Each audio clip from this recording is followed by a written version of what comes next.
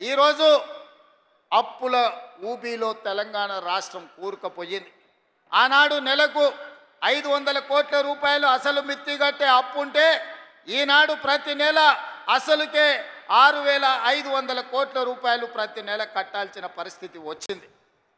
10 ఏళ్లలో ఈరోజు దాదాపుగా 8 లక్షల కోట్ల రూపాయలు 7 లక్షల కోట్ల రూపాయలు బ్యాంకుల్లో అప్పు తెస్తే 40,000 కోట్ల రూపాయలు కాంట్రాక్టర్లకు బకాయిలు పెట్టిండు. ఇవాళ సింగరేణికి బకాయిలు పెట్టిండు.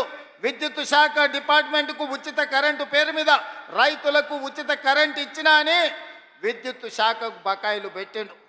నిన్నగాక మొన్న బ్యాంకుల్లో తెచ్చిన అప్పులే కాదు, ఆయన పెట్టిపోయిన బకాయిలను లెక్కేస్తే 8,29,000 కోట్ల రూపాయల లెక్క తేలింది. మిత్రులారా, ఈ 8,29,000 కోట్లలో మా నెత్తి మీద కత్తి పెట్టి ఈరోజు బ్యాంకులు వసూళ్లు చేస్తే అసలు మిత్తి 1,53,000 కోట్ల రూపాయలు ఈరోజు బ్యాంకులకు చెల్లించాల్సి వచ్చింది.